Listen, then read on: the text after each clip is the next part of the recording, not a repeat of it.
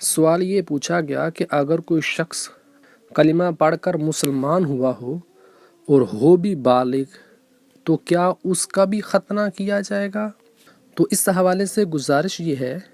کہ اگر کوئی شخص مسلمان ہوا ہو اور اس کا پہلے سے ختنہ نہیں کیا گیا، اب اگر وہ ختنے کی طاقت رکھتا ہے تو اس کا ختنہ کیا جائے گا۔ سنن ابو داود کی حدیث سے مبارکہ ہے کہ رسول اللہ صلی اللہ علیہ وآلہ وسلم کی بارگاہ میں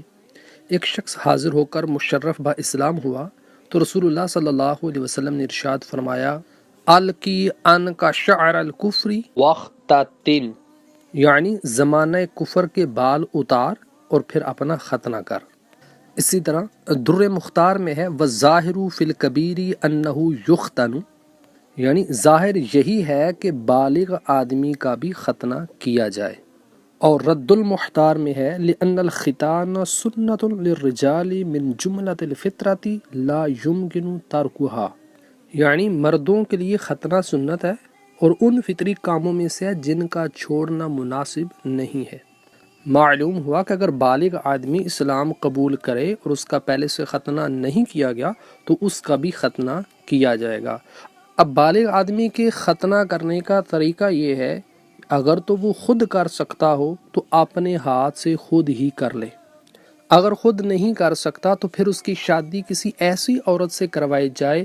جو ختنہ کرنا جانتی ہو تاکہ وہ اس کا ختنہ کر سکے، یا پھر اس کے لیے کوئی ایسی لونڈی خریدی جائے جو اس کا ختنہ کر سکتی ہو۔ لیکن یہ صورت آج کل معدوم ہے کیونکہ آج کل لونڈیاں نہیں پائی جاتی، اور اگر یہ مذکورہ تمام صورتیں نہ پائی جاتی ہوں تو حجام سے اس کا ختنہ کروایا جائے، اور ایسی صورت میں ضرورت کے طور پر ستر دیکھنا منع نہیں ہے۔ در مختار ہی میں ہے ینظر الطبیب الی موضع مرضها بقدر ضرورتی وکذا نظر قابلۃ وختان، یعنی ڈاکٹر بوقت ضرورت مرض والی جگہ کو دیکھ سکتا ہے لیکن اتنی ہی جتنے تک ضرورت پوری ہو سکتی ہو، خواہ وہ پردے والی جگہ ہی کیوں نہ ہو، جیسا کہ مڈ وائف کا دیکھنا اور ختنہ کرنے والے کا دیکھنا۔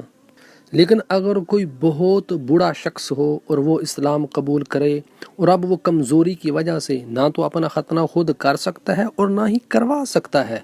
تو پھر چند اہل بصیرت حضرات سے رائے لی جائے۔ اگر وہ کہیں کہ واقعی یہ شخص ختنے کی طاقت نہیں رکھتا تو پھر اسے بلا ختنہ ہی رہنے دیا جائے، اس کا ختنہ نہ کیا جائے تو بھی جائز ہے۔ ھذا ما ظہر لی واللہ رسول اعلم بالصواب۔